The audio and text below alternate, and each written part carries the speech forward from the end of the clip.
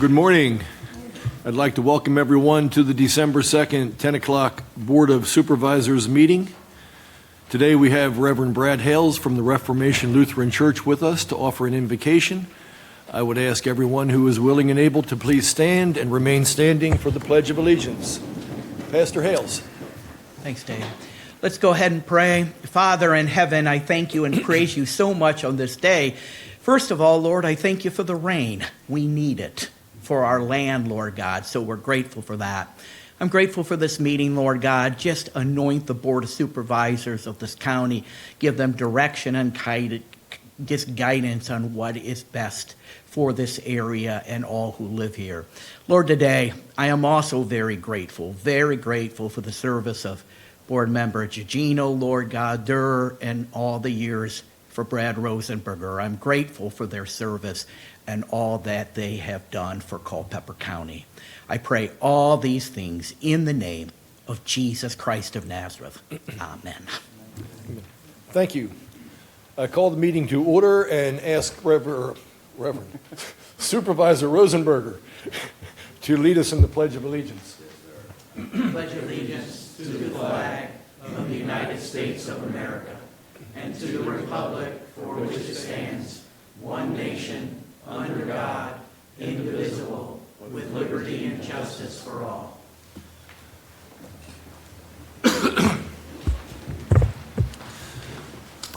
Okay, we have an agenda before us. Are there any changes or additions to the agenda? Hearing none, we will move forward. First item on the agenda is the consent agenda, and I would ask Mr. McLaren to please read the consent agenda. Good morning, Mr. Chairman, members of the board. I'll go ahead and read this item 2.0 on the agenda, the consent agenda.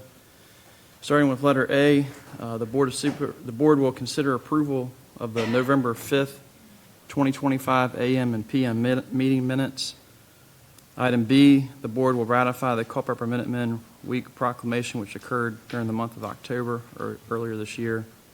Item C, the board will consider a budget amendment of the Animal Services Department for state funds received from the DMV in the amount of $1,080 from the sale of animal-friendly license plates in Culpeper County. Item D, the board will consider acceptance of 3 donations for the Sheriff's Office and consider a budget amendment for the funds. The donations are for the Star Cadet Program from the Red and Blue Santa Project, for $3,000 for the Star Cadet Program from Jenkins Excavating for $1,000, and for the Red and Blue Santa Project for $1,500 from Jenkins Excavating. Item E, the board will consider acceptance of 9 donations and a budget amendment for Culpeper Human Services. All 9 donors have requested the funds be used for administrative costs related to the running of the Warman Shelter. Item F, the board will consider a budget amendment for the library from funds received from a Bear E-rate reimbursement in the amount of $4,291.41. Item G, the board will consider appropriation of state and federal grant funds and a local match for the airport for the North Holding Bay planning and environmental effort and for the installation of 3-phase power at the airport. Item H, the board will consider adopting 3 resolutions of appreciation and honor the dedicated service of its outgoing board members, Supervisors Brad Rosenberger, David Durr, and Susan Gugino. Thank you, Mr. McLaren. Is there a motion? Motion to approve, Mr. Chairman. We have a motion and a second. Any further discussion? All in favor say aye. Aye. All opposed? Motion is carried. Our next item is item number 3, special presentations. The board will present a resolution to honor Carl Stafford upon his retirement. Mr. McLaren, would you please read the resolution? And is Mr. Stafford here? I don't see him. Okay. Well, we will read the resolution in, and if Carl comes in, we'll have a presentation to him later on. Thank you, Mr. Chairman. It's my honor to read this for Mr. Stafford. It's a resolution of appreciation to honor Carl Stafford upon his retirement. Whereas Carl Stafford is retiring after 40 years of faithful service to the Virginia Cooperative Extension as a senior extension agent for livestock and forages. And whereas Mr. Stafford began his service as an extension agent on August 1st, 1985, and since that time has been an integral part of many important projects and successes at the Virginia Cooperative Extension Office. And whereas throughout his distinguished career, Carl has been a trusted advisor, educator, and friend to farmers, colleagues, and community members alike. And whereas his leadership, professionalism, and unwavering commitment to agricultural excellence has left a lasting impact on Culpeper County and the surrounding region. And now, therefore, be it resolved that the Culpeper County Board of Supervisors hereby extends its heartfelt gratitude and appreciation to Carl Stafford for his 40 years of outstanding and dedicated service. And be it further resolved that the Culpeper County Board of Supervisors and county staff wish through this resolution to express their sincere best wishes to Carl Stafford and a good health, happiness, and continued success in all his future endeavors. Presented this day, 2nd day of December, 2025. Thank you, Mr. McLaren.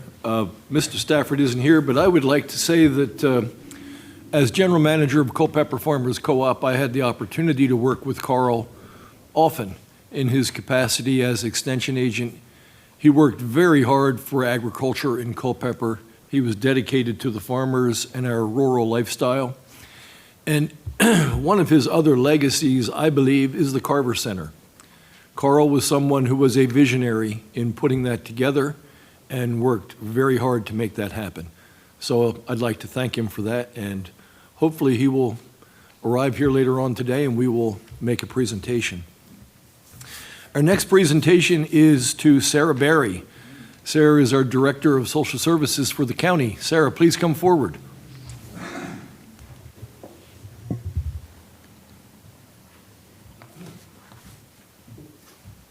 Resolution of appreciation for Sarah Berry upon the occasion of her retirement. Whereas Sarah Berry provided true and dedicated service as an employee of Culpeper Human Services, and specifically as Director of Culpeper Department of Social Services from October 1st, 2024 to the present. Whereas Sarah has provided 9 years of true and dedicated service as the Assistant Director of Culpeper Department of Social Services from 2015 to 2024. And whereas she led the department through the COVID-19 pandemic without a single work-related exposure to the coronavirus, and she implemented practices to help protect the employees as the department remained open and serving the public for the duration of the pandemic. And whereas on several occasions she has led the department through the placement of high-acuity youth in foster care who had to sleep in the department's office due to the lack of available and suitable placements in foster homes. And she was previously recognized by the Board of Supervisors for this work. And whereas some of her other accomplishments, including establishing partnerships with local, regional, and state agencies to enhance social services in Culpeper County, advocated for and collaborated to establish the Culpeper County Office of Court-Appointed Special Advocates, established an emergency food pantry in the DSS office, supported the seniors by increasing adult service staffing, collaborated with community nonprofit organizations to provide food and gifts during the Thanksgiving and Christmas seasons, worked with various organizations to provide school supplies and other accomplishments during her work in Culpeper County. And where she served 2 terms on the Germanna Community College Board, and she is serving on the Encompass Community Supports Board, the Aging Together Board, and is a member of the Adult Fatality Review Team, and attends many other meetings, and is not only an active member of the community, but an advocate of the community service efforts. And her service and devotion to the duties of public service earned her the respect and trust of the citizens of Culpeper County. And whereas Sarah is retiring effective January 31st, 2026, after more than 35 years of public service, with 28 of those years working at the Culpeper Human Services. And now, therefore, be it resolved that the Culpeper County Board of Supervisors takes this opportunity to thank her for her professional and civic contributions and to extend its appreciation for a job well and faithfully done. Be it further resolved that this board, staff, and the citizens of the county wish Sarah and her family the very best in all their future endeavors. Presented the 2nd day of December 2025.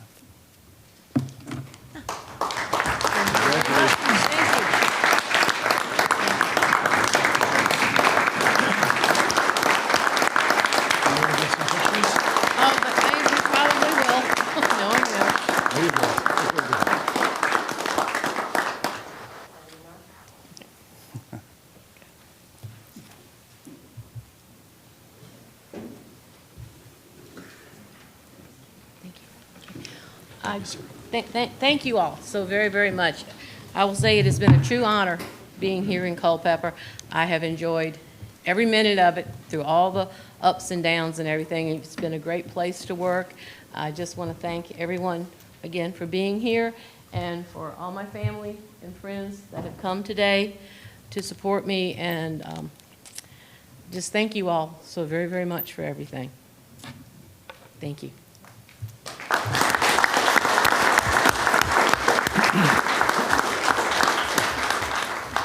Thank you, Sarah. We will miss you and enjoy your retirement.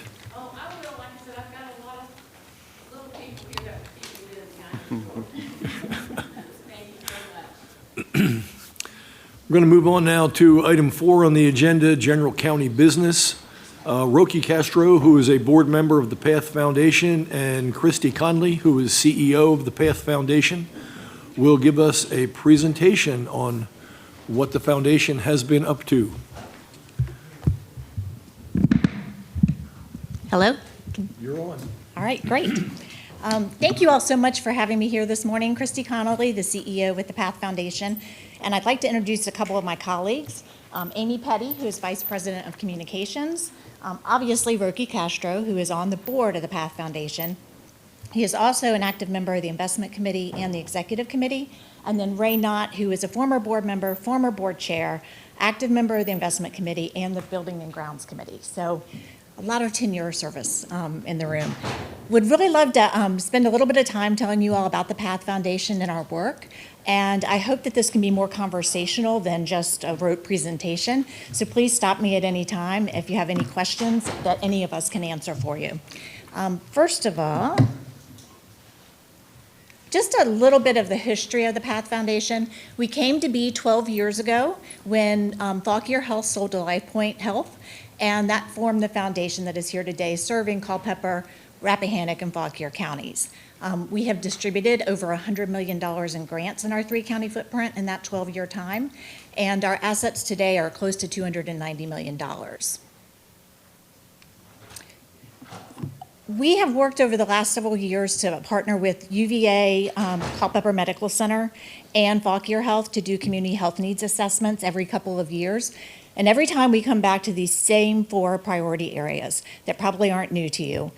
Access to health, and we view access to health as broader than just can you get to that medical specialty, but do you have housing? Do you have stable housing? Do you have food? Do you have the things that create a normal, healthy life?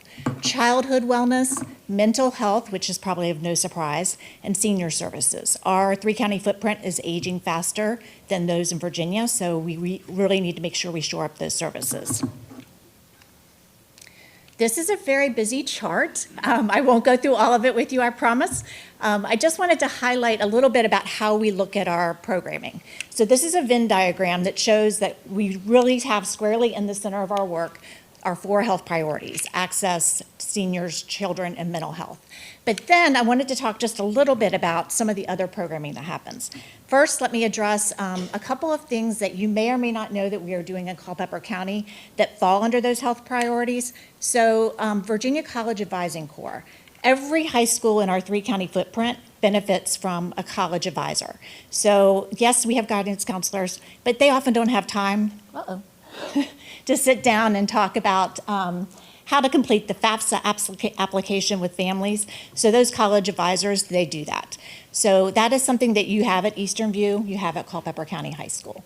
You may or may not be familiar with the Rappahannock or the Regional Transportation Collaborative, which helps individuals find rides wherever they may need them. So if they need to call on the Cancer Society volunteers or Voltran or whatever, they can call this one-stop shop and get help with those rides. Another thing that I'd like to share with you is grant making up in the right corner. We do grant making that goes beyond these discretionary grants. We do the competitive grant making. One program in particular, Make It Happen, is something that you all have probably seen in your community. A community garden that crops up, a mural that's in downtown spaces. And in fact, the very first one, or actually second or third one we did, was disc golf at Spillman Park. So these are really community bright spots that everybody can take advantage of. Going over to the left side of the chart, I would just like to highlight 2 things.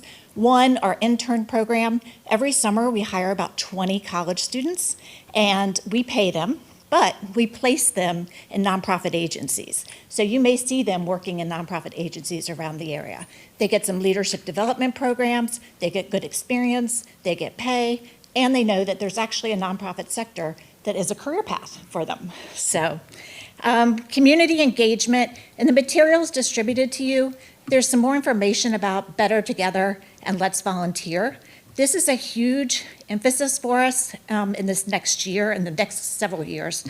We want to make sure that our community is coming together in ways that they haven't before. And a great way to do that is volunteering together. We've increased our budget so that we're not just doing $1,000 a project. You know, paint, flowers, those types of things cost more these days. So it's $2,500 a project. And if you partner with another agency, it could be $5,000, $7,500, whatever it might mean. Then I'm going to focus a little bit more on some things that might be very important to your constituents. Our PATH Resource Center houses resources for nonprofits, but also for community members in general. So the first piece I'd like to highlight is the PATH Community Link. So this number, people can call, they can get a live person, bilingual person, who can help them with whatever their needs may be. Do they need access to food? Do they need some help with housing? Do they need transportation? Do they need to see a medical specialist? This person can help them with that. So I would really ask if you have a constituent in need that you send them to the PATH Community Link. The PATH Volunteer Hub can help your constituents in other ways. Somebody who wants to be with dogs one Saturday a month. This is like a match.com of putting our agencies together with our people who are interested in volunteering. And then the third thing that I would point out about the PATH Resource Center is our partnership with the Center for Nonprofit Excellence. The Center for Nonprofit Excellence is based in Charlottesville. However, they've really gained a statewide presence, and they do things for our nonprofits that they would have to spend a lot of money on. Fundraising, grant writing workshops, board development, those types of things that they can get right here in their community now. And I'm very happy to share that they're not only going to be providing it out of the Warrenton office, but as of January, we're going to have space here in Culpeper, near Waters Place. And I promise you the proximity to Beerhound Brewery had nothing to do with that. But it's hard to come by commercial space in Culpeper, so to see. And then let's talk about some of the specific things that we're doing in Culpeper. You've already mentioned the Carver Center. We are very pleased to be able to sponsor things at the Carver Center. In fact, we went there 3 years ago or so with our board tour, and then we went back just October. It's amazing to see the difference. We're really excited about the things that they're doing. I was happy to be one of those volunteers helping to compile all the bone broth in October. Didn't know what a messy process that was, but I certainly learned. And then New Pathways is also at the Carver Center. I know you all got a presentation from them recently, but we're happy to support their work too. Affordable housing, I can't commend Culpeper County enough for the work that you're doing in affordable housing. We are very happy to be able to partner with you all on projects like Ann Wheatfield Commons, Parkside, Lightfoot. So we're giving significant contributions to those. Our board was able to tour a unit at Parkside in October when we went there with our board retreat.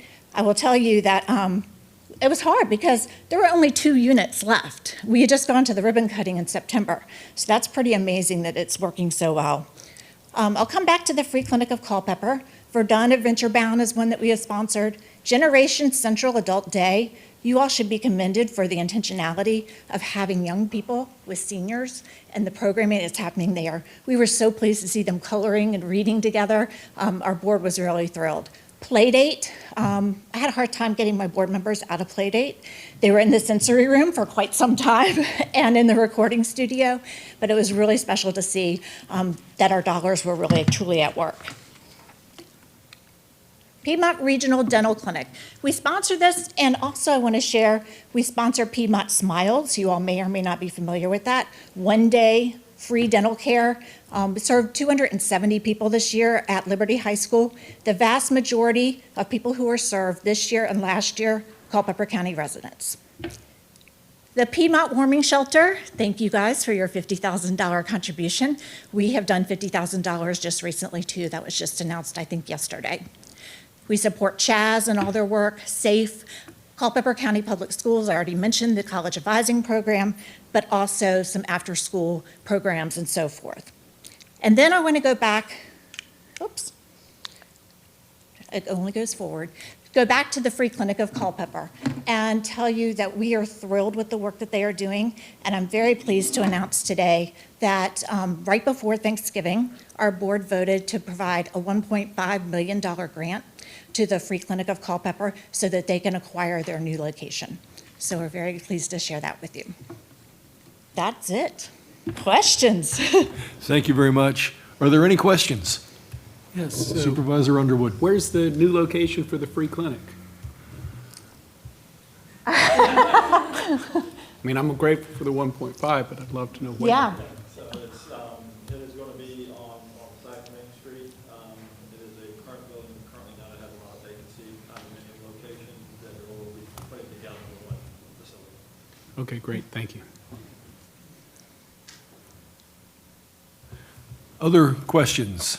Yes, Mr. Chairman. Christy, thank you for the presentation. Thank you for all the great things that PATH is doing for our community. I did want to also mention, just briefly, your work with the Center for Nonprofit Excellence. I think that's a fantastic addition. We have so many nonprofits here in our little community that do amazing work for everybody in the town and in the county. And I think that your partnership with the Center for Nonprofit Excellence allows those nonprofits to send their leaders and their boards to get more training and just to really help develop the leadership of those Yeah. organizations. So thank you so much for that.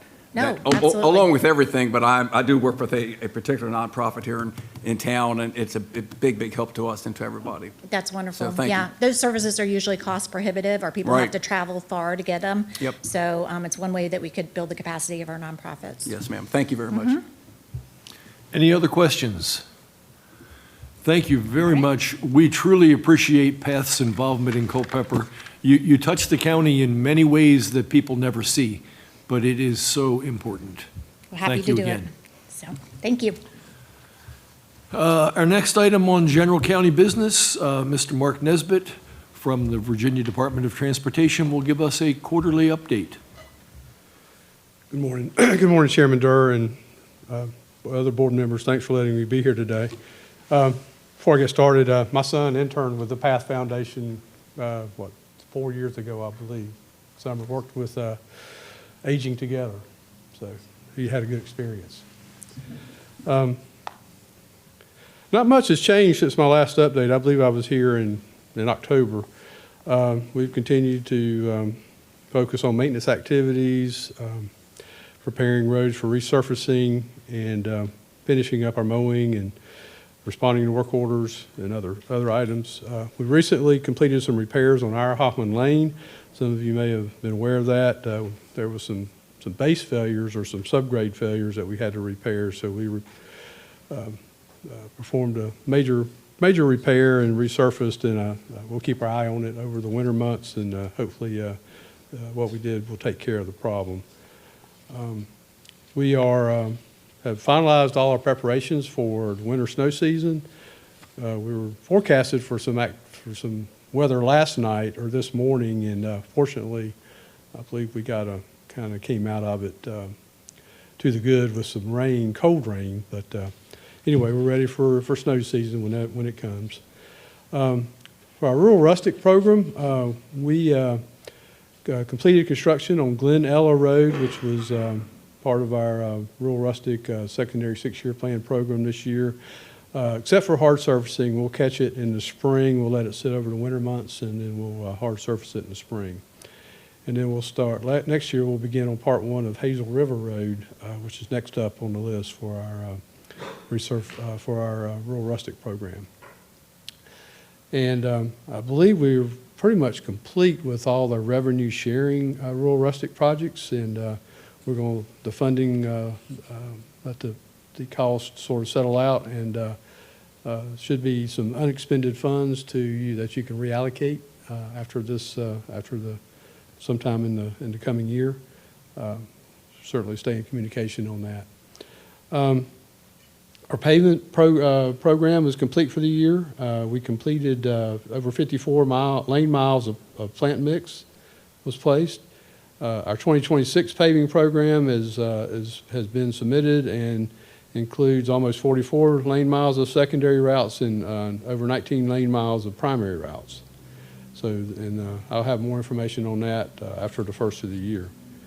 Our Smart Scale program really hasn't changed since last update.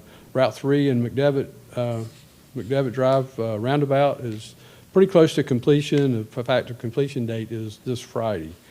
Hopefully, if the weather will allow, they'll complete that project this week.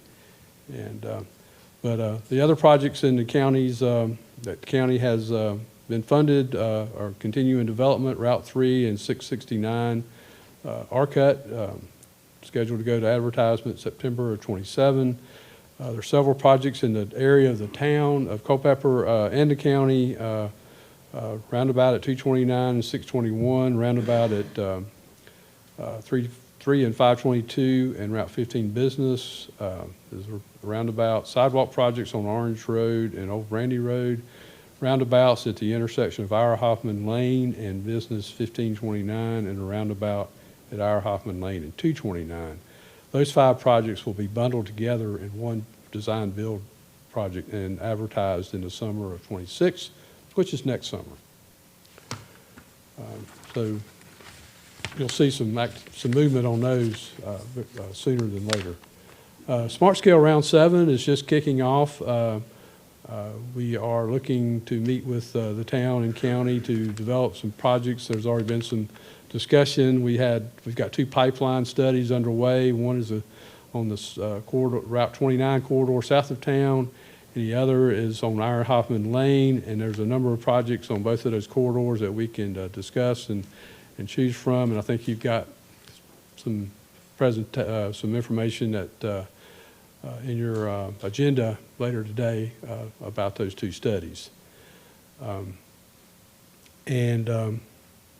Also, currently, I understand Riva Road and White Shop Road revenue sharing has received additional funding for your future projects on those corridors. From a traffic study perspective, the through truck restriction study in Mitchell's Road, Route 652, has been completed. It is in Richmond, being reviewed by our central office traffic engineering, and that by law has to be approved by the commissioner. So hopefully we'll hear on that here very soon. We expect to hear from that shortly. The second through truck restriction request for Algonquin Trail, which is Route 647, has been received, and study is underway by our district traffic engineering staff, and hope to have that completed probably first of the year. We did receive also some concerns from regarding Carico Mills Road. Review has been completed there as far as updated crash history, and that corridor was reviewed a couple of times in the last few years, and several curve warning signs were installed, and our traffic section believes that the updated crash study did not reveal any additional signing needs. So basically, what is out there is what is recommended to remain. I don't know if y'all have noticed, but the last few weeks, we completed a ramp improvement at Route 29 and Route 15, where we improved the shoulder and constructed a right turn lane on the southbound ramp, and we're looking to do some other improvements at some of the other interchange ramps on Route 29 in the next several months using our CSOI funds. So basically that concludes my updates, and if y'all have any questions, I'll be happy to try to answer them. Are there any questions? Ms. Gugino? Yes, with respect to the Carico Mill, from what I've heard, is the signage that was originally placed, every time a chevron's been hit, it has not been replaced. So there's larger gaps now within the chevrons on those curves, which then doesn't provide that visibility. So yes, the amount of signage that was there was good to start, but they've since disappeared. I'll make sure that we get any missing signs replaced. Any other questions? Supervisor Bates. Mr. Chairman, I'd just like to commend Mark and your staff for your responsiveness when, I know personally when I've reached out for concerns, and I think the last one was the Ira Huffman roller coaster that you guys have since repaired and done a nice job on. I just want to thank you for that. And on another note, if I could just bring up the importance of the board's weight when it comes to some of these intersections that we're dealing with in Culpeper, one of them being North Ridge on Ira Huffman Lane. We're talking about roundabouts, and the other one would be on Greens Corner Road with Poor Farm Road, on putting a little more weight on the board when we're wanting to put traffic lights. And, you know, it seems that we're falling on deaf ears, that the engineers say, well, no, a traffic light's not going to work, that they want to go with a roundabout or whatever. But I think in the end of the day that it's going to save the taxpayers money, and it's going to work better, I would think. And I think the entire board would agree with that. It just seems that our opinions kind of fall on deaf ears sometimes. So if we could maybe put a little more weight on that, that would be great. Yes, sir. Other questions? Supervisor Deal. Yes, Mark, I just want to commend you and your staff and on some things that have happened lately as far as feedback, quick replies, quick feedback on the trash issue on 29 that we had, the trash issue that we have on 522 that's continuous, and, you know, where people go to the landfill and they don't tie their trash down enough, and it blows out on that avenue leading to the landfill. And appreciate you and Sam working on that, trying to come up with an innovative method to try to resolve that issue. And also on the Route 3 McDevitt roundabout. That's gone very smoothly, I think. And from the time that you all agreed to accelerate that project, from your notice to proceed to where you are now, I think has been amazing, and we appreciate that. Thank you, appreciate it. I'll pass that on to our construction managers. Yep. Other comments, questions? Thank you, Mr. Nesbitt. Right. Thank you, I appreciate it. And good luck to Mr. Rosenberger, Ms. Gugino, and Mr. Durr. Thank you. Moving on is old business. We have no old business. We have no new business, and we will move on to committee reports. Supervisor Underwood, Public Works Committee. Yes, sir. First up for Public Works, the committee brings forward to the full board without recommendation the 2026 VDOT Smart Scale application process and potential project locations. Is that Sam?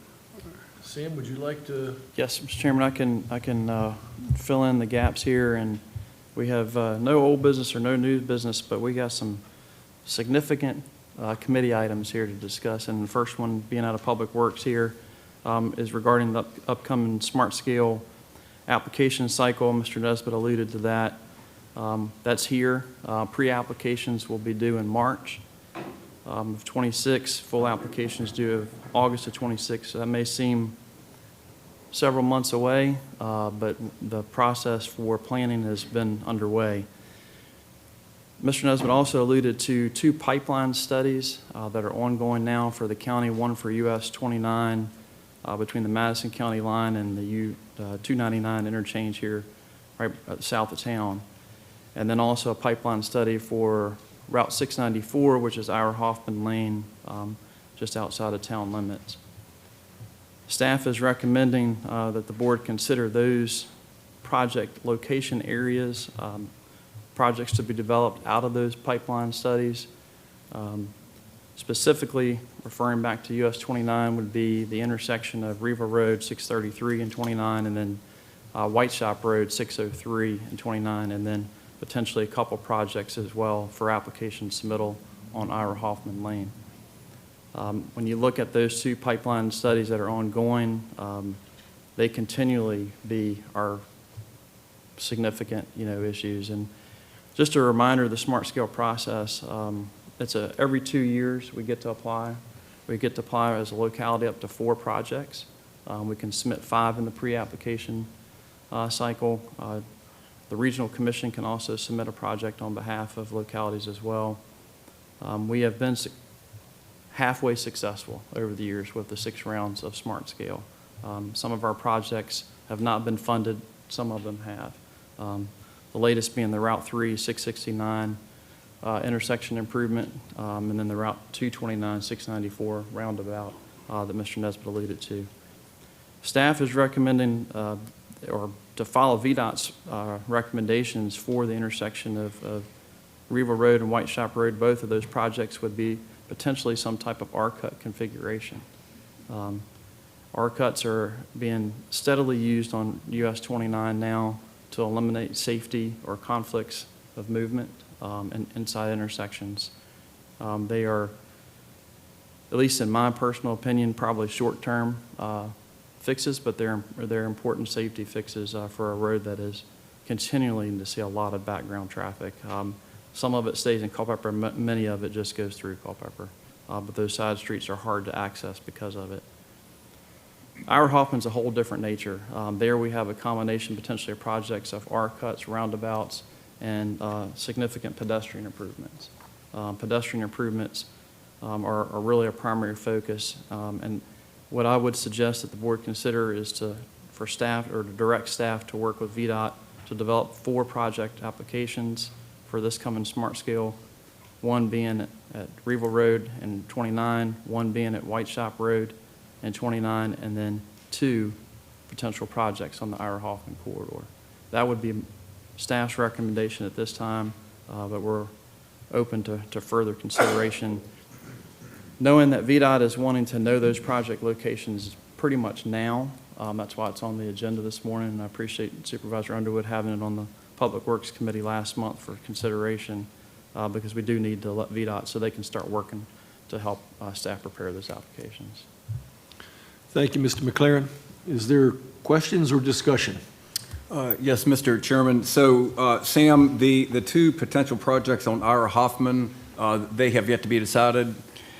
Yeah, and what we're, Is there a preference? yes, the answer is yes. Yes, we're waiting. And the reason why we're waiting for that pipeline study to be completed. Okay. That process is underway, but I'm hoping from that study that we'll have a prioritization and a ranking system. Right.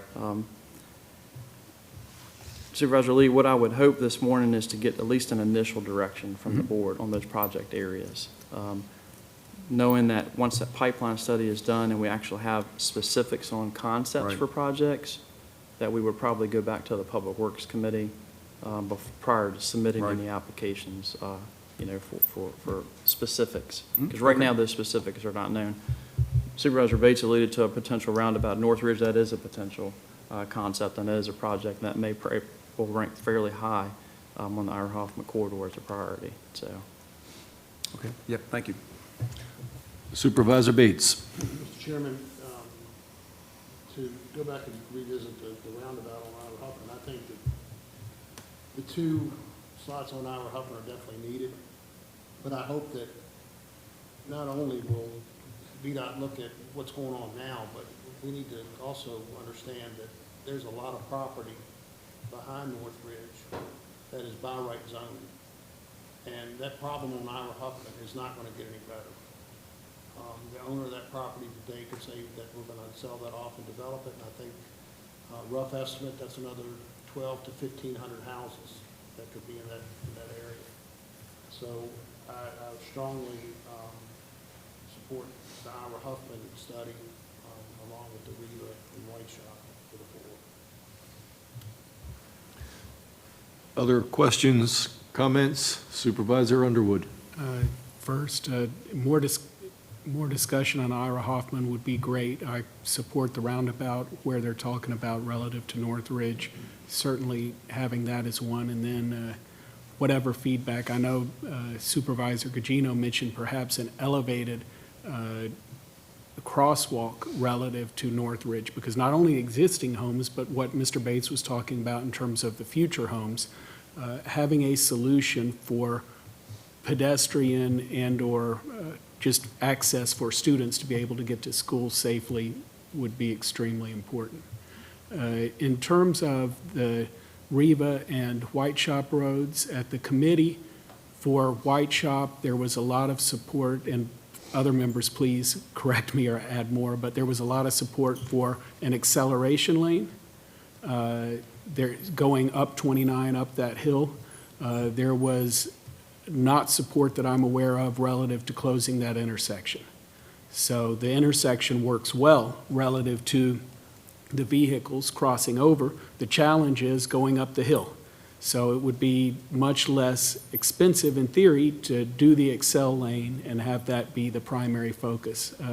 For Riva Road, the discussion was looking at it relative to agriculture. We have since received information on what VDOT is proposing.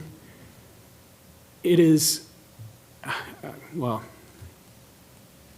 I'm going to be quiet because I was told if I don't have anything good to say, don't say it. So what I would suggest is we just skip Riva Road until somebody comes up with something that makes any sense. What was proposed makes no sense. So throw that in the garbage and we'll start again for relative to Riva Road would be my comments. Supervisor Bates. Mr. Chairman, can I just be clear, when we're talking about the roundabouts on Ira Huffman, location 1 and 2, I do not think that a roundabout is the right answer. Okay, great. Number one. And that's what I was alluding to with the traffic light. A traffic light, a time-activated traffic signal there, I think is all that's needed there. Because during the hours of school, coming in and out, beyond that, I mean, I agree with Bell Avenue. There's a lot of accidents that happen up there. I travel that road frequently. But I do not support a roundabout at location 1, whether we're talking an overpass or a tunnel or whatever. I just think that's not using common sense. I just think that a signal light for the time being, and as things progress down the road, at some point that may be, we may have to revisit it. But I do not support putting a roundabout at location 1. I concur. Other questions? Supervisor Deal. Yeah, Mr. Chairman, I think at some point going forward for the next 10 to 20 years, we need to start looking at more limited access roads as far as bypass roads that may be commingled in with some service roads along the byways. And for instance, I know these are great traffic calming measures, and we need those because the residential houses and development is already there. But going forward, and I'll give you an example where Ira Hoffman and 229, that intersection, all the way, the road leading to Route 522. Right now, it's free and clear. But if you have developments, by right developments that are going to start coming in that area, I mean, I think we need to look at service roads and looking at the limited access instead of having lights that slows down traffic all along that road, for example, or roundabouts, whatever the measures call for. I think service roads along that road and some other roads that we're planning on doing in the future may be the way to go too, versus having traffic calming measures everywhere in Culpeper and no bypass, innovative measures that people can travel fluidly throughout the county. Other questions, comments? Supervisor Rosenberger? Yes, sir, Mr. Chairman. While we're on the discussion of roundabouts, I don't know how far along we are with the roundabout on 229 and Ira Huffman Lane, but roundabouts are not friendly to tractor and trailers. There's a lot of trailer traffic that comes down 229, turns left and goes down Ira Huffman Lane to go to the co-op or wherever. But I don't know what's so dangerous about that intersection. I mean, the light is a whole lot better way to make a turn than it is to go through a roundabout. I mean, they seem to be the, I guess, key word now, roundabout, roundabout, roundabout. But I don't see anything wrong with that light, and it seems to me you could save a lot of money there that could be used in other areas instead of put a roundabout on 229. Doesn't make sense to me. Thank you. Other comments? Supervisor Gugino. Yes.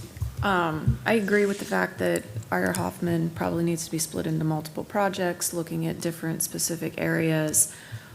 But we are kind of moving into the fact of every single development and every single driveway that's added to Ira Hoffman on this section or the next section.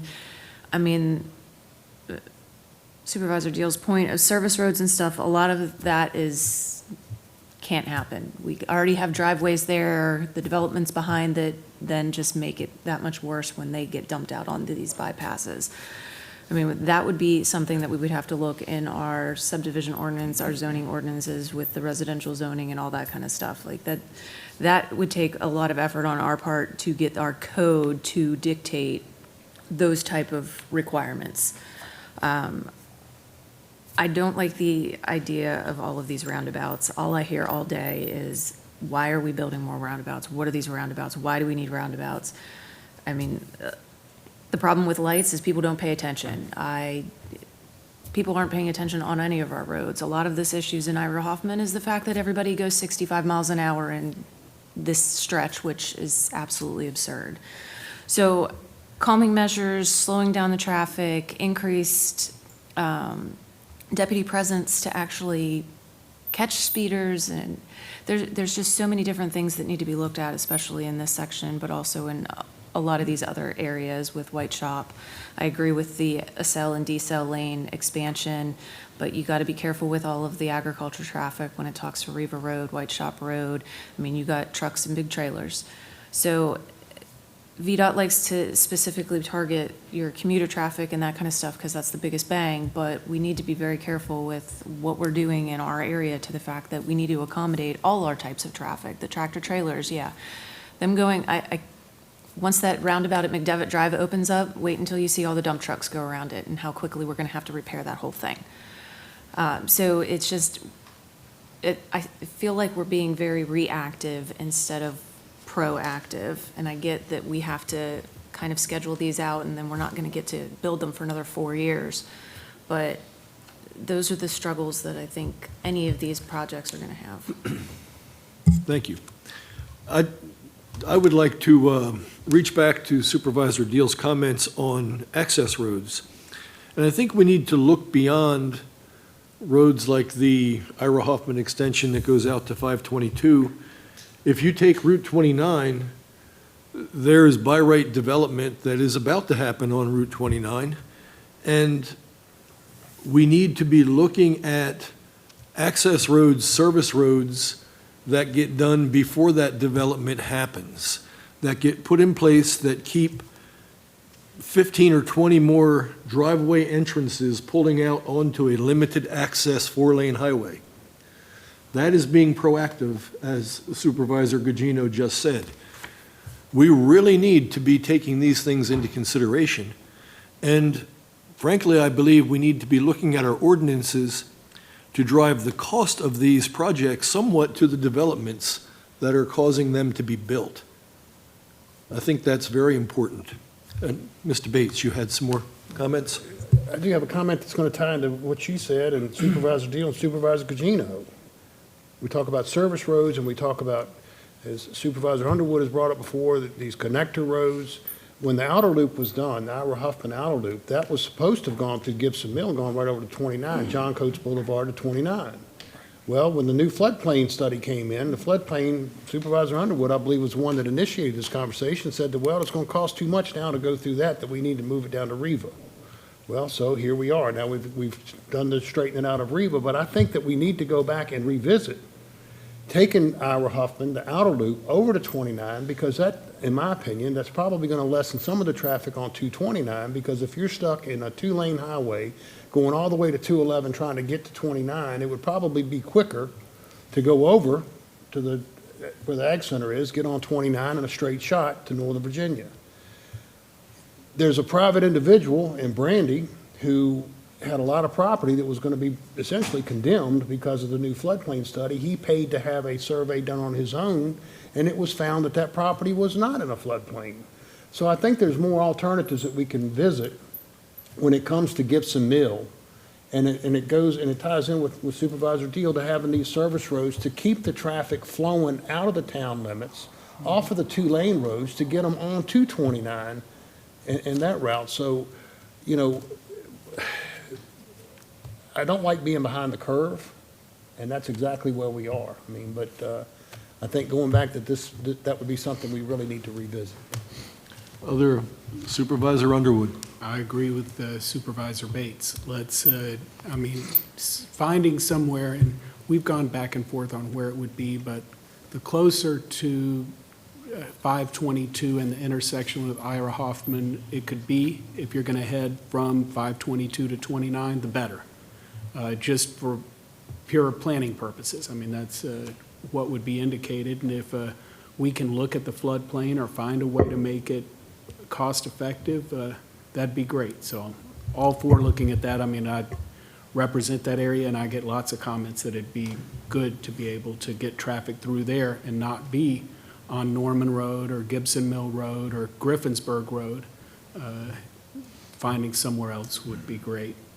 Just listening to others, and it'd be good to get some consensus, ideally, on some projects, or at least a beginning of that, so staff could begin to work with VDOT.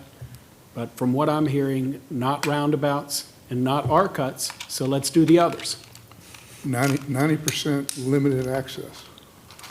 Yeah, and that would be great, and stoplights are good. So if VDOT can come back and tell us where to put the stoplights and improve our XL and decel lanes, that would be great. In my opinion, the stoplights should be only at the access road intersections. I'm not sure we are giving staff the direction they are looking for here. And Supervisor Gugino? So as far as giving staff the direction of which projects to go forward with, I think we all agree on the White Shop SL and decel lanes. So that one, I think, is the first one we can go forward. I don't think anybody is really in agreement on any of the Riva Road improvements that were given to us and how they limit access on certain roads that are used for agricultural purposes Mr. significantly. Chairman, I would, if Supervisor Eugenia could pause on that intersection. I hear Supervisor Underwood, and certainly he represents that district, but there are pieces of a potential project that would potentially improve that intersection. Okay. So I do Yes. not want to Yes. scrap that Okay. intersection, because that is one that we do see continually accidents at, so. I agree, and so the same as relative to White Shop Road, if you were to do an offset decel lane, as shown in that plan, that would make sense. If you were to improve the decel lane, if possible, I'm not sure it's possible to improve the decel lane coming from the south, but if you could, that would be great. That wasn't listed as part of the plan, so the only part of the plan that was listed that would have any improvement would be the offset decel lane, as long as they do not touch Little Oak Road. If I could make a suggestion here, Mr. McLaren, time-wise, if we came back to the board in January with a solid recommendation, would that work for staff? It's possible, but I'm not sure how you're going to do that. My suggestion was going to be to take this back to Public Works this month, which will be next week, digest the discussions that we have had here today, and come back to staff with a recommendation. If we could get more input from Supervisor Bates or others on what they would like to see on Ira Hoffman, meaning I don't know that the committee's going to be able to offer something without additional input relative to Ira Hoffman. Supervisor Bates. I can clarify that right now. I mean, I think with what the potential growth that could possibly happen today, I think we need to stick with the two sites on Ira Hoffman, because that is critical. Okay. But I do not support the roundabout at Northridge. But as for, if we're going to take a portion of the Riva and put that towards Gibson Mill to revisit that, I think that would be a good idea. I mean, I don't know if that's possible or not. I'm not sure that fits into the project as it was put out there. And as I recall from Public Works Committee this month, the primary sticking point at Riva Road was how agricultural equipment would cross 29. Other than that, it seemed like a pretty workable solution. We got more details in our packet since that meeting. I have not seen that. What it's showing is closing Little Oak, closing Riva Road, and sending 3,000 vehicles per day to Hoover Road. I want to meet the person who, whatever they were on when they came up with that plan, that is some powerful stuff. So it's, I mean, that is so far unacceptable. I almost want to ask for an apology from VDOT. Maybe we should have discussed that with Mr. Nesbitt while he was here. Trying to be positive. Mr. Chairman, Yes. I believe it's preferable for the county administrator to get direction from us during this meeting, is it not, Sam? Mr. Chairman, to Supervisor Lee's point, yes, and I appreciate Supervisor Cugino trying to round us up. But I will tell you, I don't think that I've heard anything that strays from what my original recommendation was 15 minutes ago. And I mean that to say that I think we should look at Riva Road, pieces of that. Right. We do not know final concepts yet, which Right. I mentioned. We do not know final concepts for the Iyer-Hoffman corridor, which I mentioned, but we do know that those are our priority locations. So we continue to work with VDOT to develop at least 2 projects on Iyer-Hoffman and a project for our Riva Road and White Shop Road. Would someone like to put that into a motion? Yes, sir. I'd like to make a motion that the board authorizes Mr. McLaren to pursue smart skill funding for the 4 projects which he has recommended, which are the intersection of Riva Road and Route 29, the intersection of White Shop Road and Route 29, and 2 of the 2 projects on Iyer-Hoffman, which will be determined at a later time. Thank you. Is there a second? Just a minute. I would like to amend that to say Riva Road, as long as from the intersection with 29 or to the north, there is still access. If not, scrap it. And Mr. Chairman, if I could clarify, what I'm seeking is project location areas. I'm not asking the board today, and I never was asking the board today to submit actual projects. Right. So we don't really have to amend that because it'll be looked at Yes. on down the road, The- right? the- Okay. Okay, we have a motion and a second. Any further discussion? All in favor, say aye. Aye. Opposed? Attorney Bennett, would you like to chime in here? This is sort of a big picture comment here in relation to what Supervisor Fields, Supervisor Guido said, that 2232, 15.2, 2232, the comp plan controls the overall traffic plan for the county. And if you put something in the comp plan, as different developments come online, they have to conform to that. And the planning staff can require the dedication of right-of-ways for either primary roads or service roads, which if it's not the comp plan, it's going to be lost forever because it's hugely expensive to build up to the setbacks. So the big picture is to develop an overall plan for the county through the comp plan and have that come back to the supervisors for adoption. Thank you. Was there any opposed to that motion? No, the motion carried. Okay, moving on to item B. Mr. Underwood. Yes, sir. The committee brings forward with a recommendation to approve the negotiated terms for a phased agreement to initially provide internet services to 1,010 homes by the Orange County Broadband Authority, which is part of the service plan providing service to Culpeper County.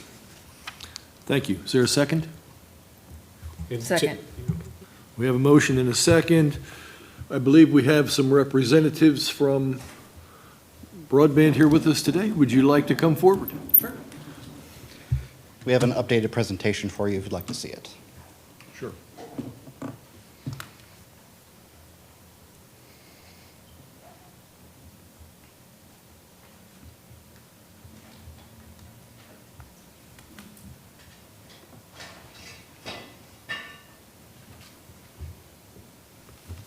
file. This is why we need broadband.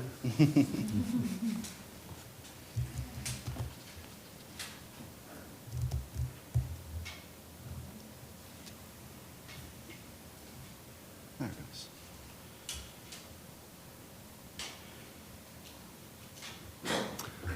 We were close. It almost wouldn't send in an email.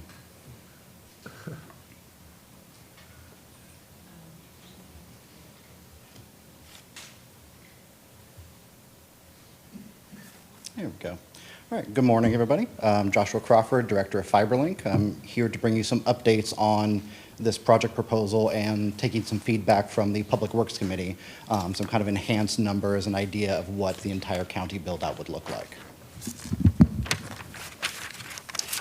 So again, we brought to the Public Works Committee an initial project spanning about 12 months with the goal of bringing service to 750 to 1,000 different customers throughout. A lot of this was built on the idea that we would maintain an ongoing construction schedule so there would be no major pauses, as well as progressive service delivery, something that we offer in Orange County and then some small surrounding areas, where as we light up individual roads, we would start offering service to citizens in Culpeper.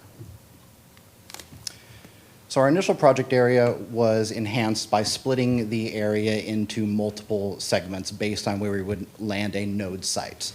So a node site is where the internal connection comes back and allows for distribution throughout the area. As you can see in this graph, we've split up certain areas based on where we would place those nodes. Richardsville, Lignum, Brandy Station, and so on. In this initial project area and kind of expanding on what was presented last month, we have phase 1, which is LIGN 01 and 02. The reason this area was chosen would be an extension of our current plant, which is on the other side of the river on Route 3. So this would allow us immediate connection as we build and push out in order to start serving customers quickly. One piece of discussion is you'll notice that off of the main roads, the blue lines, there is a green zone. That is a buffer zone that we've incorporated, which is about 1,500 feet. This was done to kind of maximize one piece that was brought up in one question was how could we serve the most amount of homes cost effectively and quickly. As a reminder, that first 1,500 feet would be part of the 1,000 feet that we offer as the initial installation that is covered at no charge. Anything over that first 1,000 feet is charged to the individual subscriber at $1.50 a foot for that installation.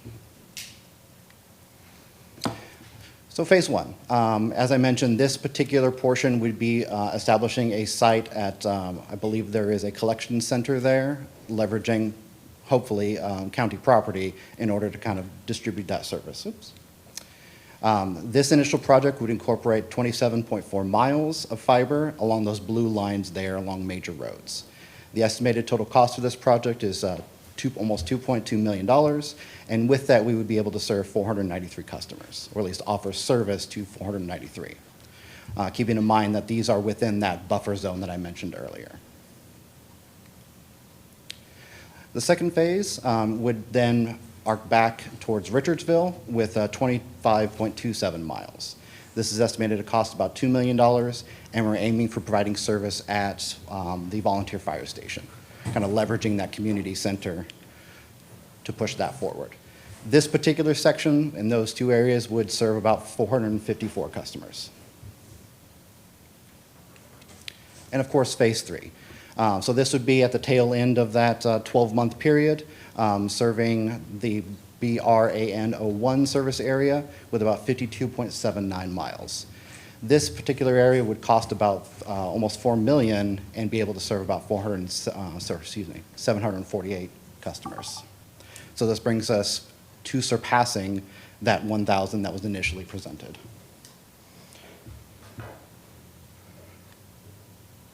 So timeline. As I mentioned, we were aiming for something that would be within that 12-month time period and serving at least 1,000 customers. On this basic projection, we have beginning work starting in January and then ending in December. Of course, based on contract negotiations and any funding issues, we would be able to push that a little bit further, still maintaining the objective to accomplish it within 12 months.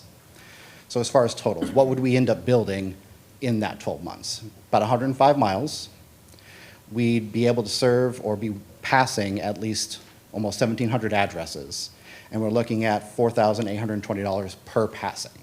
So that incorporates that buffer zone, kind of reduction of those more extreme areas where they're really cost prohibitive or would drive up the cost.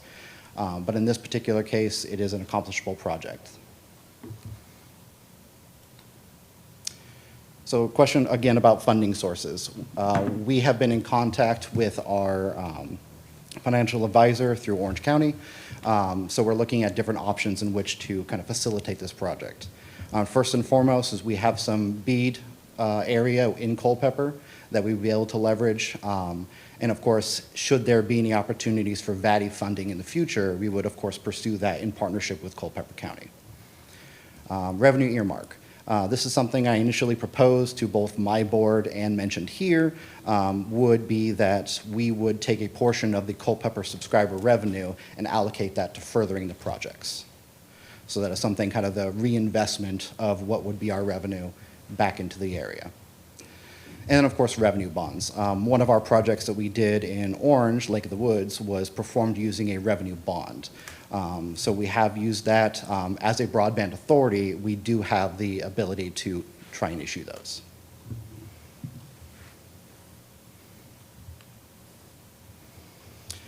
So we were asked in the Public Works Committee to kind of expand on what the entire county would look like or what other projects would look like. So obviously we would want to continue pushing out, and a lot of these projects would be based on our ability to kind of facilitate network connection through Route 3 up through the Rapidan area from our existing areas. But we're looking at opportunities for countywide coverage to kind of what does that look like, what are the service areas that we would be able to provide, and of course what are the funding requirements for each of those. Culpeper schools. In Orange County, we actually provide a backbone network and dark fiber connections to all of our schools. This is something that we would definitely be able to offer and hopefully would be under consideration should you decide you'd see something like that. And of course, public safety. In Orange, we connect all of our tower sites with the exception of one that is privately owned. And getting some feedback, understanding from our own public safety partners, what is their challenges throughout the county. So we're looking at opportunities to be able to provide potentially hotspots or things like that throughout Culpeper, should that be an option you'd like to pursue. All right, so what does the whole thing look like? You notice over here on this board, a very similar map. We've broken out the entire county, with the exception of the town, within different service areas. As I mentioned, each of these service areas is provided by a node site, which would then, once that was lit up and we started to build out those further roads, we would then be able to offer service immediately.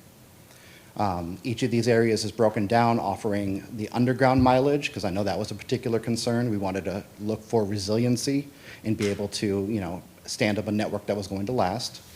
And then a reduction of the aerial miles. So the entire project would look like about 302 miles of underground, with 1.62 miles of aerial, really only used for creek crossings, river crossings, where it was necessary, where there's no feasible way to go underground.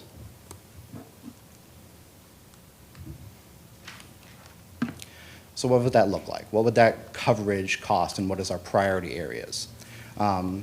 Before I get into the priorities themselves, just as a reminder, these are flexible. So as we get feedback from all of you on areas that you'd like to see built, there is some requirements to, again, build out that established network so we can spin it up and start it. But some of these areas can be flexed or changed depending on feedback. So overall, for 304 miles, almost 305 miles, the project cost would be almost $24 million. That would, however, pass almost 6,500 addresses. This includes the initial RFP listing, as well as the on-the-way passings that we would be able to offer service to. Yes? Yes, sir. I have a quick question. Please define address passings. Sure. An address passing is being able to provide service should a customer call in a request to sign up. So, for example, in Orange, we passed 12,000 addresses. That includes all of Lake of the Woods, along 3, and so on. So it's available? Correct. If they choose to Correct. sign up. Got it, okay. Yes. Okay. And to follow on to that, those are just your 911 addresses. Yes, So there could be instances in agriculture communities where a gated field has its own address. yes. Or an agriculture building. So do we have any idea of how many of those almost 6,500 are actual residences? Those should be, Yeah, we know the RMA addresses total around 3,700. Okay. The other on the way is, you're correct. We did limit to a 1,500-foot buffer on the analysis, so any addressable structure within that 1,500 feet would show up in that number. Okay. So, yeah, it's something that we could go back and look at if there's specific instances of, is this a barn, for example? But based on FCC data and data from the federal government that we have used in the past, being able to say we serve a particular address that they recognize has been a requirement. Okay. So.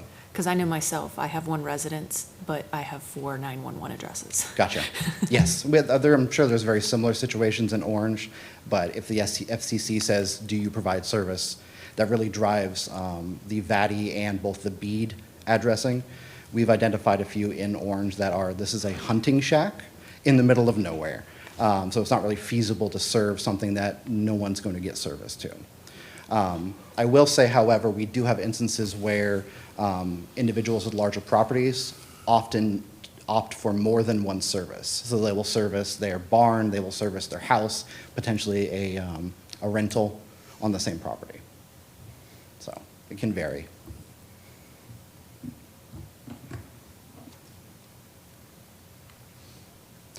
So what would this timeline look like? Obviously, we're looking at best case scenario, availability of materials, availability of funding, and so on, but we've broken it out into 4 different projects. Project 1 would begin in January and run about 12 months, and then Project 2 starting in June, running through April, and then so on.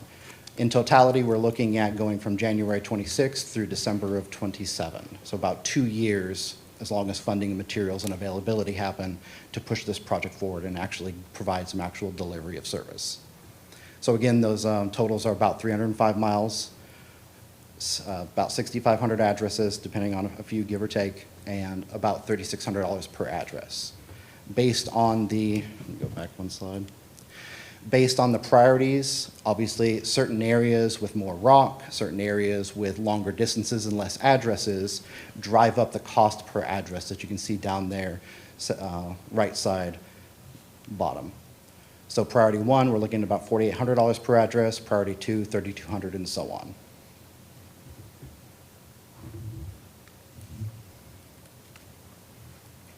Culpeper schools. So this is a very basic drawing, knowing that there are potential for VDOT projects in certain areas, also, availability of providing fiber in the schools. But this is something that, like I said, we've done in Orange and are willing to do here for Culpeper.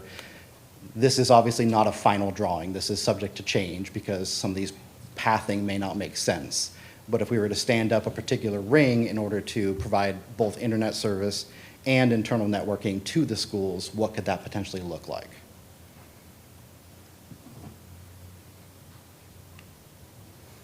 Public safety.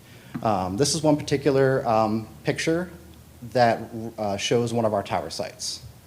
So that was one question brought up in the Public Works Committee, is what does it look like? So this hopefully will be somewhat familiar, but this is the Wilderness Tower site right there in Locust Grove. Down at the bottom is a shelter. We co-locate with the County of Orange's radio system. So we are on the right side, and we provide and distribute service out from that location. So obviously with the county, we provide them dark fiber connections to all of their tower sites as the primary means of communication between their entire radio system. In other certain areas, we are looking at the possibility through a particular vendor to offer an enhanced Wi-Fi. So on top of offering public Wi-Fi in areas like parks, government buildings, and so on, we could also stand up hotspot areas in certain locations that have been, the cell service, for example, is reduced. So very similar to Orange, they operate on a cradle point system, which uses the SIM chips and a 911 kind of connection through there, but that's not always reliable. So in areas where there is reduced connection cellular, we could potentially offer and stand up a site where public safety vehicles could go and utilize that. There's also the possibility for providing a mesh Wi-Fi system. One particular vendor does have a system which broadcasts a hidden network, which the more FiberLink subscribers in the area, public safety could potentially automatically connect to it, providing them, again, the same kind of coverage in neighborhoods or residences that isn't connected to the residents' Wi-Fi at all. So again, just going back to our pre-registrations, these are all the stars representing citizens in Culpeper that have logged onto our website, submitted a request for service to kind of show the distribution throughout the area and people who would like to see us there. This has grown just in the last few days over the Thanksgiving holiday, as we've seen multiple instances, Riva, Rixieville, requesting service and wondering when we're going to build out there. So. That, I'd like to be able to offer any questions that you may have or any insight that you'd like to hear. Thank you. Are there any questions? Supervisor Underwood. Trying to formulate my question, I guess, because there are quite a few. So for phase one, the next year project, what would be a prospective funding mechanism? I mean, Culpeper, we've stated that we could take the portion, if we pro rata the amount of the funds that we have, the 5.8 million, that portion could be obviously allocated to this project for the roughly 1,000. For the rest, what we were wondering at the committee level was, what would the unit economics look like? Meaning, if you're charging $50-something a month for the service, what portion of that could go to cover the infrastructure versus what portion is continuing operations? Yes. So very similar to the structure that we have in Orange, where approximately $20 to $30 of a customer's monthly subscription is dedicated to debt service, like our revenue bonds. That portion would also go and be earmarked for the Culpeper project. So. Okay, so what I'm wondering is, if you take that amount and you take the amount that we have available on a per passing basis, what's the shortfall or the overage? How much money are we trying to come up with for phase one? Gotcha. Go back a little bit. So phase one in its entirety, because that was one question brought forward, was what does that add-on initially look like? So we had the first section, the second section, the add-on. So that in its entirety would total out to be just over 8 million. Right. And that is something that, while that funding for the initial RFP that was produced would come up with a portion of it, but not all of it, we would be looking for other sources. The revenue earmarking would not completely cover that in any reasonable time period. It would require us to spin up too many customers at once. And that is the reason we were looking into the potential for a revenue bond in order to cover the other side of that. What I'm attempting, and I'll stop Yeah. after this, what I'm attempting to understand are the unit economics more than the funding sources. And the reason for that is the issue is long-term cash flow and economics, not near-term funding. I get it may be near-term funding for FiberLink, but we can work on a way to solve it if we know what the shortfall is.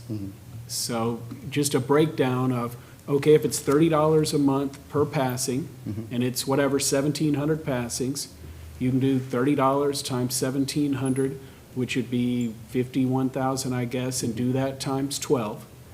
And then figure some interest rate to see what the amount total would be. And then we can take the per passing amount of the 5.8 million, which I think came to about 1,200, so we know we have that. So what's our delta? What's our shortfall that we would need to make up there? So not cash flow, just purely from infrastructure investment, and then we can figure the cash timing. And did you happen to ponder the innovative owner financing proposal that we discussed at the last meeting that would be And then beneficial to FiberLink from an investment standpoint and the county, and also from tax implications that FiberLink may go through. Did you happen to ponder that? Yes, that was something that I did bring back to our executive director, county administrator of Orange County, and that was engaged in the conversation with the financial advisor. That is still in their realm, but I did bring back the feedback. And what was reported to me was the willingness to understanding kind of what that would look like. So, yes. So you need an example for us to frame something to propose to you that would be beneficial for us and may be beneficial for you all? I believe so, but I also think that a conversation with a representative from Culpeper and a representative from our board would be beneficial. So I think that would be the best path forward at this point. Is that something that you think maybe we could work out and balloon it in the reality if we are able to secure grant funds in the future Yes, I during believe the so. phases? Yes. Okay. So I think that, again, our overall idea is to be as, to enhance this partnership to the point where it's mutually beneficial for all parties. Right. And that we're willing to work with you on whatever it would take to make this happen. Thank you. You're welcome. Other questions? Discussion? What steps do we need to move forward or figure out that we're not? So in other words, what I would love to have is if we're going to, in theory, be starting in January, what do we need to do from now to January? Like, how do we get to a contract and know the economics, I guess? Yeah. So I think at this point, we are offering that partnership contract, and that partnership contract would allow us addendums based on project areas and expectations. The initial impression was to kind of solidify that and then to move forward and build upon it. So. Other questions? So is the ball in our court to discuss that prospective contract? I believe the ball is in our court to discuss the partnership contract. Okay, Because great. that's what we're approving here today. That Okay. first step Okay. of this relationship. And we'll be discussing details of that in closed session, I guess? There's some legal matters involved. Yes. There's certainly legal matters and negotiation, I mean, no doubt about it. Mr. McLaren, did you have something to? It's also award of a contract. Yes. So, yes. Okay, great. Thank you. So your initial recommendation from committee was for an approval here today. Are we waiting till closed session to? Approval of the concept, not approval of the contract. Approval of a concept, okay. So, and yes, if there's consensus there, or we can even approve the concept. Yes, there was a motion and a second to approve the concept, so I guess we've had the discussion. But this is not approval of a contract, because we've got, And the contract potentially could have contingencies in it, absolutely. as far as framing the, I don't know if we can work out any type of financing or not that's beneficial for both parties, but there could be several contingencies, I would think, that could be in the contract. Yes. For the short term. Yes, so the purpose of this was to outline the project area publicly, to outline the prospective partner, and to show support for the concept. In terms of the details, the contingencies, et cetera, that's some I's and T's that we'll need to do in closed session. Mr. Chairman, Mr. Bennett? I want to make sure I understand this correctly. So what's been submitted is really sort of a shell, Yes. and there's nothing, That's the actual contract. it just is a way to go forward. Yes. But you have to adopt each phase Yes. before there's any real commitment. Correct. So that was intended to be, each addendum to it would be to each individual project, allowing us for things like understanding that already fund the project, but also from the performance bond aspect of it is not binding off more than we could chew. And so to that end, we were looking at what would an initial project be? How could we do this as quickly as possible without the reliance on building out the entire county and then serving customers? That really doesn't benefit anybody, especially the citizens. So it's kind of like an MSA or a master services agreement with a bunch of statements of work that will have the details attached. Okay, further discussion or questions? We have a motion before us. All in favor, say aye. Aye. Opposed? The motion has carried. Building and Grounds Report, Supervisor Lee. Mr. Chairman, there are no action items from Buildings and Grounds. Rules Committee, Supervisor Gugino. We did not meet. Moving on to item number 8, our Economic Director's Monthly Report. Mr. Rothamel. Good morning, Mr. Chairman, members of the board. I will be brief once we, oh no, we lost the connection. And I did not bring another, but we're going to talk about the strategic plan.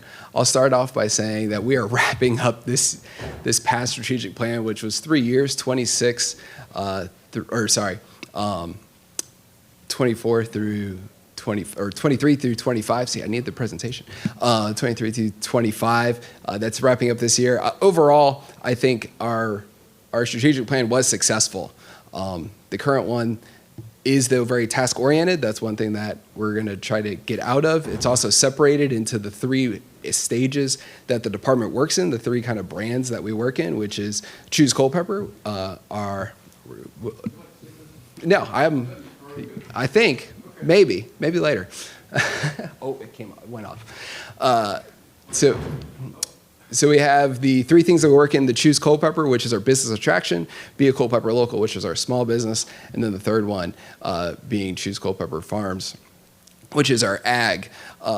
Overall, I think we did very well on it. There's a couple areas that I would like to see us push a little bit further into. One of that is the first one, which is retain and foster our current employees, or current large employers. There are some things that we want to do moving into that for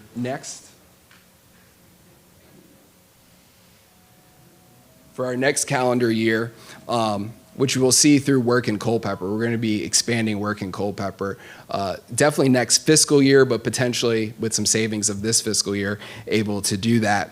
The other thing is expand retail and mixed-use developments. We just haven't had much success in trying to get that completed. We had good conversation, and we do have people now calling us and entertaining what we're looking to do, which has been great. And then the last one is advocate for the advancement of the agriculture sector. We're still trying to work into Choose Culpeper Farms as much as we can. That when you're launching a new brand, that just takes time and a lot of effort. So other than that, though, our strategic plan overall is extremely successful. Moving into the next one, it's going to be a 5-year plan, as we discussed earlier this year, 26 through 30.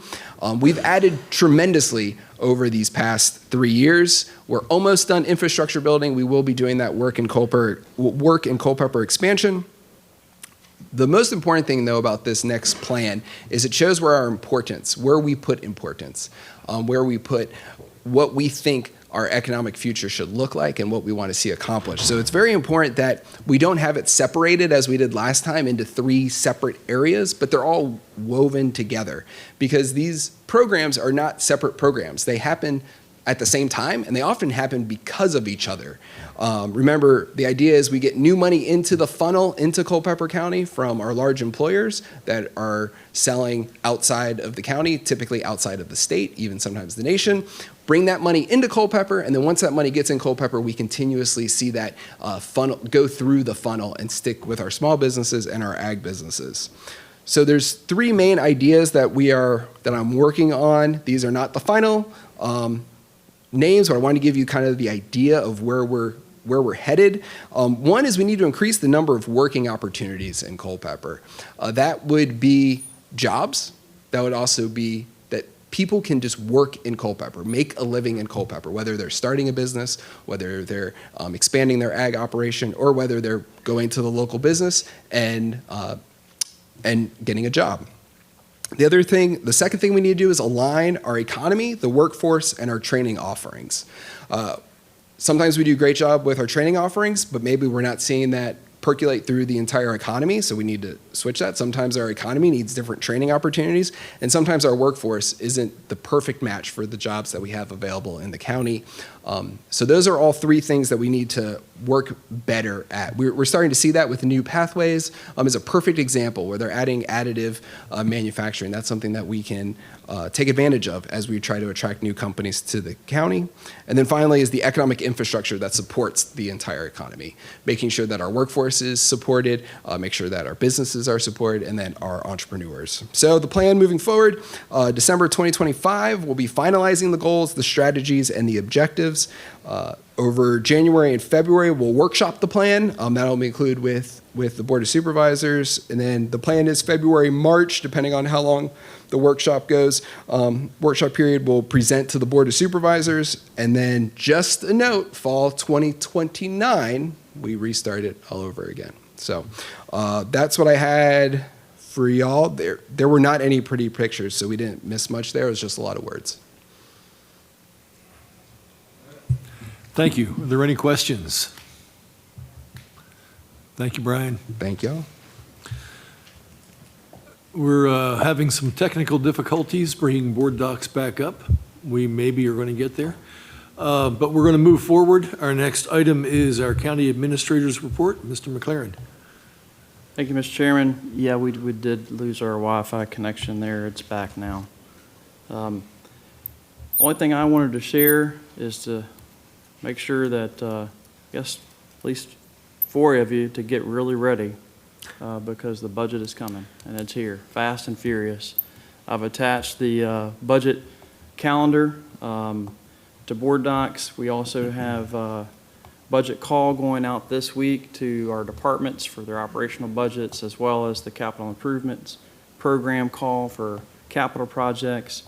On that calendar, you don't have to share this morning with me, but if you see any dates that are absolutely not workable for whatever reason, Director Lamb and myself would really need to know that now so that we can finalize that schedule. But in our minds, it's finalized until we hear otherwise. Moving forward, starting with committee reviews before the board, I believe in January. So we are here, Mr. Chairman, and that was really the only thing I wanted to share this morning. I appreciate the board working with me this calendar year. As county administrator too, wanted to take the opportunity to do that. But I am actively already into next year, so. Thank you, Sam. I will echo those remarks. I think you have done an amazing job this past year. There have been many unforeseen issues that have come up. You have dealt with them in an amazing manner. I appreciate that. So we appreciate what you've done. Any questions? If not, do we have a motion for closed session? Yes, Mr. Chairman. I make a motion that we discuss and work on the following 5 issues pursuant to Virginia Code Section 2.2-3711A7 and 8. The board will consult with legal counsel regarding pending litigation where such consultation or briefing in open meeting would adversely affect the negotiating or litigating posture of the board. Number 2, pursuant to Virginia Code Section 2.2-3711A1 and 4, the board will discuss and consider citizen appointments to the following committees: Agricultural and Forestal District Advisory Committee, Culpeper Economic Development Advisory Committee, Culpeper Community Policy and Management Team, the Human Services Board, Culpeper Regional Airport Advisory Committee, Economic Development Authority, Encompass Community Services Board, Parks and Recreation Advisory Committee, Planning Commission, Towing Advisory Board, and the Library Board. Number 3, pursuant to Code Section 2.2-3711A 6 and 29, the board will discuss and consider the award of a public contract involving the expenditure of public funds, including interviews of bidders or offerers, and discussion of the terms or scope of such contract, where discussion in an open session would adversely affect the bargaining position or negotiating strategy of the board.